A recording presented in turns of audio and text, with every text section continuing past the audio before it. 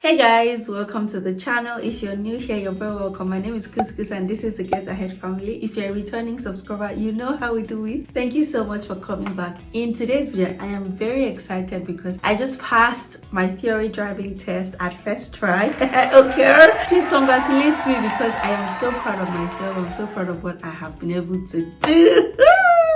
Guys, in this video, I'm going to be sharing everything you need to know about booking and passing your theory driving test. So please get your popcorn, take a seat, take a notepad or your iPad because you're going to be writing. You know how we do it here. You're going to be writing. I'm going to be dishing out all the tips. And if at the end of this video you feel like there's something you still need to know or there's an area I haven't touched, put it in the comment section because I'm definitely going to be in the comment section to answer all your questions. So before we start, please congratulate me in the comment section because it's not easy.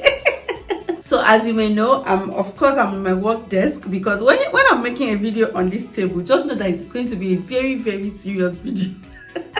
I have my screens here and I'm going to be looking at it intermittently because I don't want to miss out anything. There's so much information and you don't want to miss anything. That's why I have a whole note here. In fact, my note is like 3 full pages. So I'm going to be talking about getting your provisional license, booking your theory driving test, study strategies, the study materials I use, the tips and tricks on how to pass your theory driving test upon first try.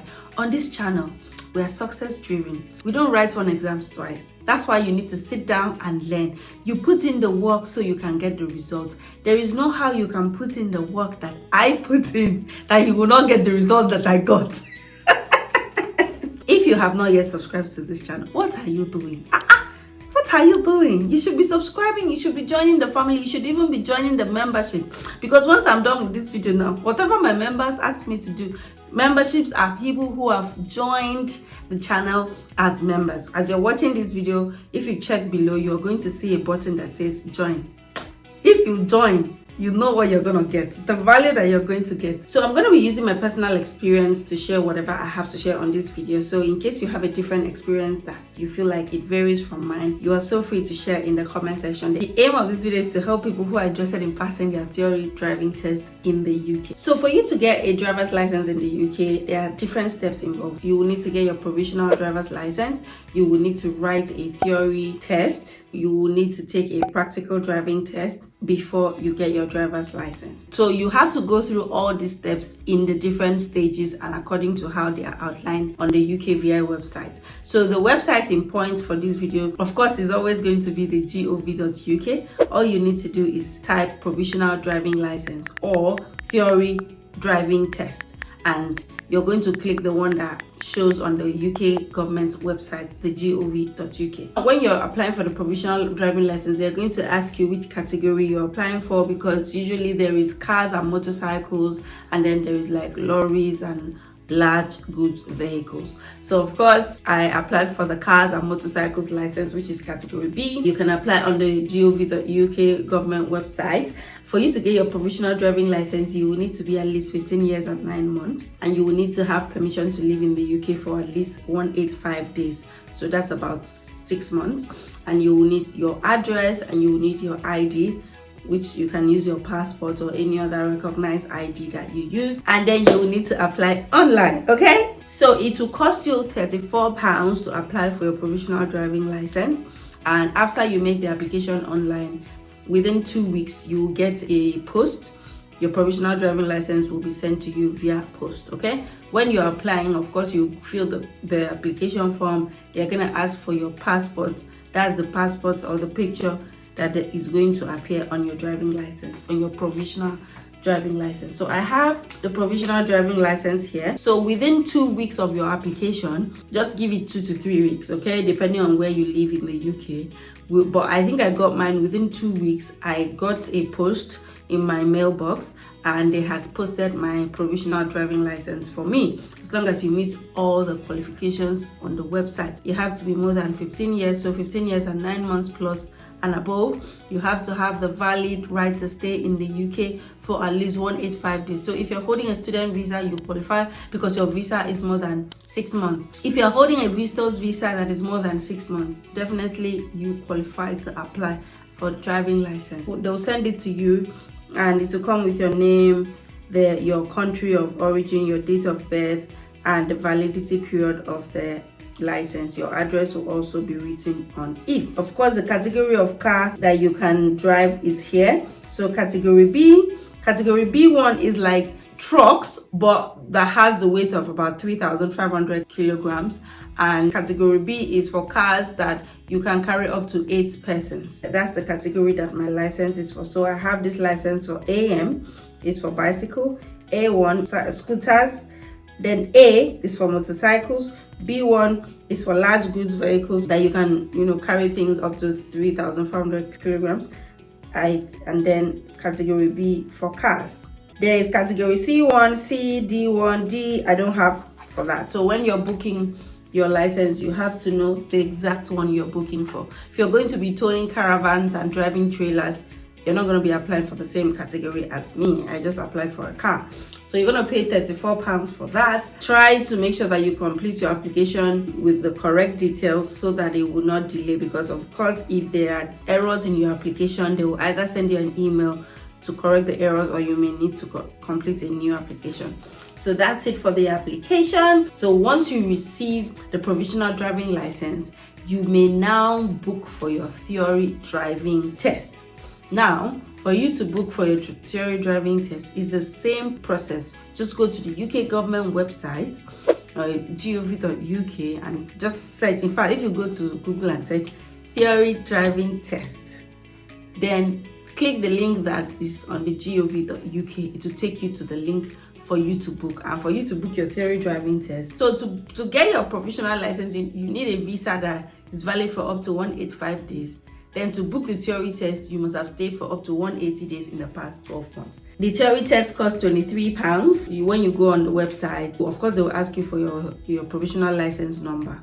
You provide it and you're able to book the test, and you select a date that's convenient for you. I selected Saturday at 12 p.m. Of course, that's because I work a 9 to 5 and I wanted a time that is convenient for me. When you put your postcode, the nearest test centers to you will pop up, and you will choose the one that you prefer, and they'll be available. You will see available dates. By booking a theory test, there is mostly available dates like 2 weeks, 3 weeks. If you go on the website today, which is like 1st of the month, you will definitely see theory tests within 2 weeks and 3 weeks. It's not as tedious as booking a practical driving test where you might not see dates for the next 3 months. So when you book your test, you're going to get an email that tells you everything you need to do before the day of the test and on the day of the test. Okay, I'm excited. I hope you guys are learning. Please share this video to anyone you know is going to be either applying for their provisional driving license or booking for their theory driving test. Share it, because the tips I'm about to share, the gem that I'm about to dish out in this video is going to be evergreen. So I think that's it. If you have any questions about applying for your provisional driving license and booking your theory driving test, let me know. Drop it in the comment section, because I'm done with that part and I'm going to move on. When you have your provisional driving license, you can actually drive in the UK. However, there are conditions. So you can drive in the UK without actually having a proper driving license. Once you have a provisional driving license, you can drive. I am driving in the UK, but there are conditions for you to drive. Listen, don't go and say that Couscous said you could drive with your provisional driving license without adding the proviso that I'm about to explain, the conditions that I'm about to dish out to you now. You can drive with a provisional driving license when you are supervised by a qualified driver. Who is a qualified driver? The person that is at least 21 years old and has held a valid driving license for at least 3 years. Then, when this person meets this requirement, then you can drive, but you have to attach the L plate to the car so that people know that you are a learner driver. You cannot drive alone. Every time you drive with a provisional driving license, you have to have this qualified driver seated beside you in the passenger's front seat. That's the condition. Do not take a car out without having a qualified driver with you, because it is against the law. And if you are caught, you don't want to know. You don't want to know. When you start practicing for your theory test, you will see that they have stated that it is a crime for you to drive without a qualified driver with you if you're holding a provisional driving license, and the penalty is unlimited. The penalty, they can charge you £10,000. I can charge you 1,000. It's unlimited, so you have to be very careful. I'm not here to come and tell you how to abide by the law. You know yourself. I'm only here to tell you what you need to do to pass your theory driving test, like I did in my first sitting. You can reschedule your test. If you need to reschedule or cancel your test, you must allow at least 3 clear working days before your test date. 3 clear working days. So my test was on Saturday, so I need to cancel on Tuesday because I need Wednesday, Thursday, Friday. If Friday is bank holiday, it's not a working day, it's not a clear working day. So you need 3 clear working days, 3 business days. You can reschedule up to 3 clear working days before your test without you being charged. Okay, once you book, you can always reschedule within the provisions that they have given you. Now let us talk about preparing for your theory test. How did I prepare? Cause how did you prepare? You guys, I did not take this test as a joke. I took it very serious because I didn't want to fail. It might mean nothing to you, but I don't like to. I don't think I've ever written one exam twice. The only exam I wrote twice was JAM, and all of us know why. JAM is a qualifying exam to get into a Nigerian university. That's to do your undergraduate degree. And I didn't write it twice because I failed, just because I didn't meet up the cutoff point for the course I wanted, which was law. So I first did a different course, and after 1 year, I wrote again and I was able to get admission. It is not driving tests that I will now come and write twice. God forbid, it's not my portion. Say with me, God forbid, it's not your portion. Repeat after me. You must pass at first sitting in the mighty name of Jesus. Now, I'm going to explain to you what the test involves. It involves 2 parts: multiple choice options and a video options that is called hazard perception. Multiple choice options is going to be 50. They're going to give you 50 multiple choice questions, and you need to have at least 43 for you to pass. So you need 43 over 50 for you to pass. If you have 42, you have failed. And the hazard perception, they are going to give you 14 videos. In 13 of those videos is one developing hazard, and in one video is 2 developing hazards. So you need to be able to identify the developing hazards for you to pass. So each developing hazard has 5 marks, and the earlier you realize or the earlier you notice a developing hazard and click, the better for you, because if you click a developing hazard on time, the higher your score. So if you click as soon as you see it, your score will be 5. If you click a bit later, 4, latest 3, 2, 1. If you click very late, 0 for you. Now, for the 14 video hazard perception questions, they need you to average 3 in all of it. So you cannot have 2, you cannot have 1, you cannot have 0. You need to average. Now, the good thing is average. That means if you have 0 in 1 clip, you need to have 5 in 2 clips for you to average. I'm not the mathematician here, but you know what I mean. It means it is either you are scoring 3 all along, or minimum of 3, or you can score 0, but you need to average in other scores. You need to score 5, 4, 5, 4, so that it can balance up for the one that you have scored 0. So this is the official DVSA car theory test app. This is the app that I used. It is on App Store. You need to just download it. And this is the hazard perception. When you open, they are going to show you an introductory video and explain to you how it works. That's what happens at the driving test itself. Now, these are the videos they are going to show you, and you have to watch the videos keenly and click whenever you see a developing hazard. So once you click the screen, you will see a red pointer on the screen when you click. So this is an example I'm going to show you guys. When you are watching this video, you're supposed to click the screen. On the test day, you're going to be given a mouse. So you're supposed to be clicking the mouse when you see a developing hazard. Now, in this video, the developing hazard is the fact that there's a car coming and there's a narrow bridge, and you will have to slow down for that car to pass. See? So the earlier you click, the highest you will get. But like I said, sometimes you can click too early for a hazard. So in this video, it shows that I clicked 3 times. That's why you have those red arrows there, or red flags. And then when the video ends, you'll be able to see where you clicked and what score you had. I scored 3 out of 5. I scored 3. That means I didn't click on time. And remember, in the driving test, you have to average at least 3, because if you have lower than 3, then you might not get all the scores they need. So now you can see I've expanded the video for you to see so it means I clicked too early, and then I did not now click immediately. I saw the second car. When I clicked, it was already too late. So that's how hazard perception works. When I first started, it was always very difficult for me, but the more I practiced, the more I understood the rules. It's not just when you see the hazard, it is when the hazard is developing. Okay, so let's watch this video now. So I thought this was a hazard, so I clicked twice. So you're going to see at the end of the video if that was a hazard. You keep driving. We're driving normally, so we're going to click whenever we think another person will make us slow down. So I've clicked because I saw that bus. I clicked again and I clicked again. So I like clicking 3 times per hazard, just so that if I click too early, I will not lose the score. And if I click in the middle, I can get at least 3. Because sometimes if you click too early, you end up having 0. Because when I first started practicing hazard perception, I used to click too early and I ended up having 0, 0, and 0. And remember, you don't have to click too much. If you click too much, then you're going to have 0. Click like 6 times in a video before and it was fine. But when I clicked 9 times in a video, that was when I got a notification that you've clicked too much and you will score 0 in this clip. So guys, that's how the hazard perception works. And yeah, so if you see this in this part, I did not click as early as possible, so I ended up scoring 2. So you see, this is how the app helps. So please, if you have any questions about what I just explained, let me know.